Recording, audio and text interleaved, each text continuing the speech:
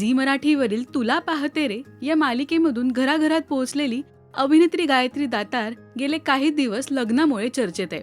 काही महिन्यांपूर्वीच तिने सोशल मीडियावर काही फोटो शेअर करत प्रेमाची जाहीर कबुली दिली होती.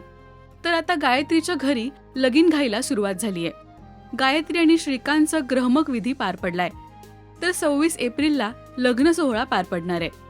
सोशल मीडियावर ग्रहमकाचे फोटो शेअर करत अँड इट बिगिन्स असं तिने म्हटलंय. हळद, संगीत असे कार्यक्रम सुद्धा पार पडणार आहेत.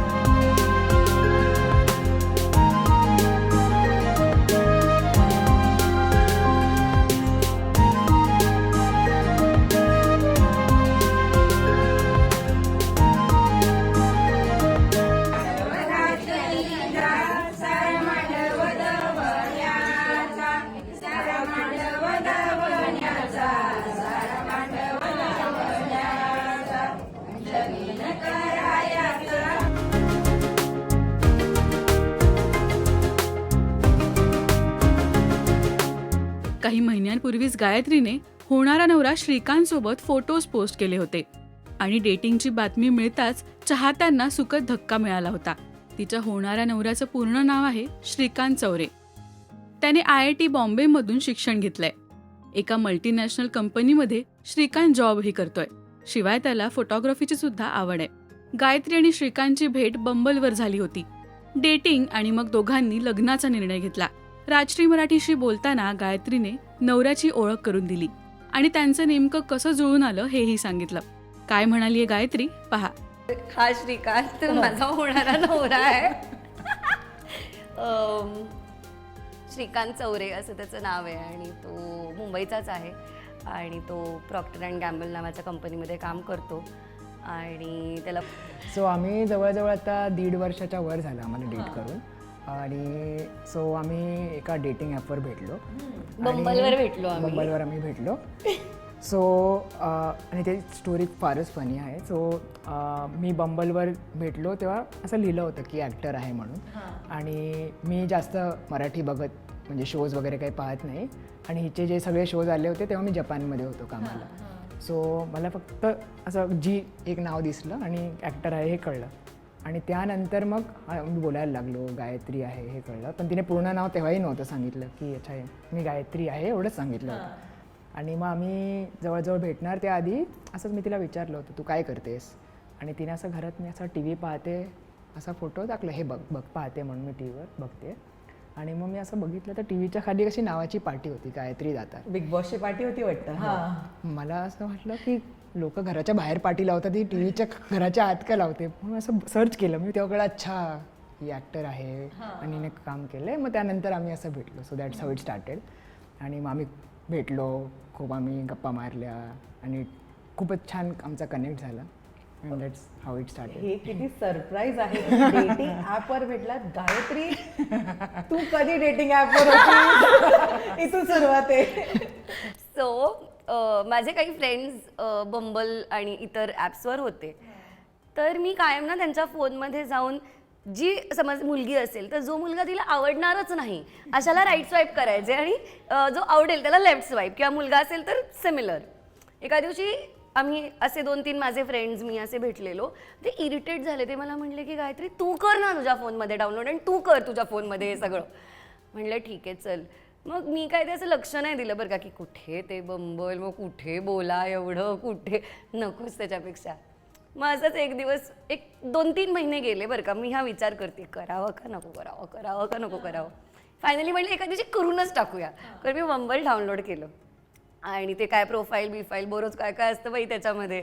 सो ते सगळं भरलं आणि सो त्याच्यामध्ये ना असे खूप मॅचेस यायला लागले. मग बऱ्याच लोकांनी ओळखलं की तुम्ही त्या आहात ना. मला तिथून इंस्टाग्राम शोधून इंस्टाग्रामवरती मेसेजेस यायला लागले. मग मी सांगायचे की नाही हे फेक आहे, माझं नाही आहे अकाउंट, मी नाही काढलं. कारण मला ते असं कोणी फॅनबॉयला भेटायची इच्छा नव्हती इन दिस स्पेस, की कोणीतरी फॅन आहे म्हणून आपण डेटवर चाललोय असं नको होतं. मग असंच मी काय बघायचे माहिती आहे, पहिली भाषा मराठी नाही आहे, तर मे बी ह्यांनी माझं काही बघितलेलं नसेल तर आपण बघूया ह्याच्यासोबत डेटला जाऊन. असं करत करत मी 1-2 डेट्सला गेले पहिल्यांदा, कॉफी प्यायला, जेवायला वगैरे. आणि जरा बोर झालं मला त्यांच्यासोबत. म्हणजे खूप छान मुलं होती, पण व्हाईब नाही मॅच झाली. त्याच्यानंतर ह्याचा प्रोफाईल मुलींनाच स्वाईप करायचं असतं ना त्याच्यावरती पहिले, तर मी स्वाईप केला. आणि ह्याच्यात ना मराठी सगळ्यात लास्टला लिहिलेलं.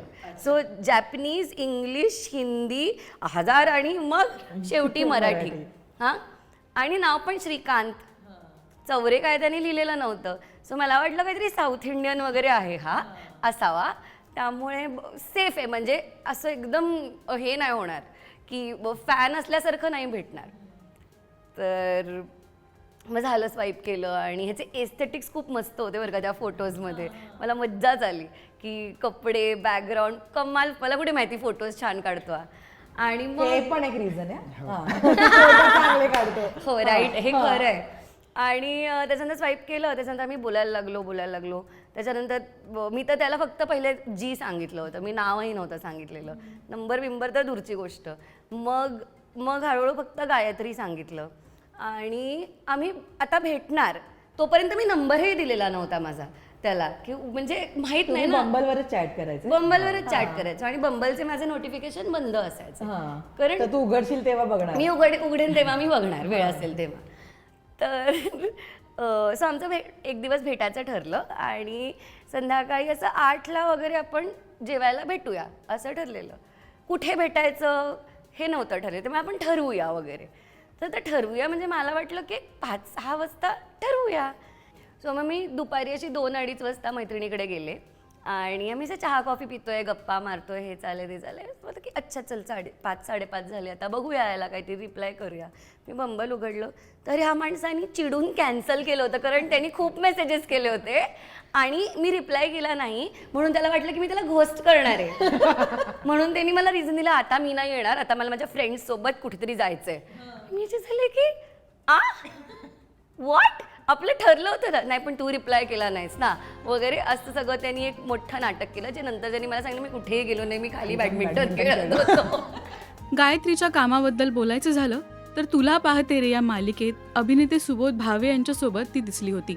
या मालिकेने तिला खरी ओळख मिळवून दिली. त्यानंतर बिग बॉस मराठी सीझन 3 मध्ये तिने भाग घेतला. तर ती शेवटची दिसलीये अबीर गुलाल या मालिकेत. त्यानंतर गायत्री ही प्री वेडिंग फेज एन्जॉय करते. आता अवघ्या 2 दिवसातच तिचा विवाह सोहळा पार पडतोय. तुम्हाला गायत्री आणि श्रीकांतची जोडी कशी वाटलीये हे आम्हाला कमेंट्समधून नक्की सांगा. मराठी सिनेविश्वातील बातम्या, अपडेट्स आणि गॉसिपसाठी सबस्क्राईब करा राजश्री मराठी.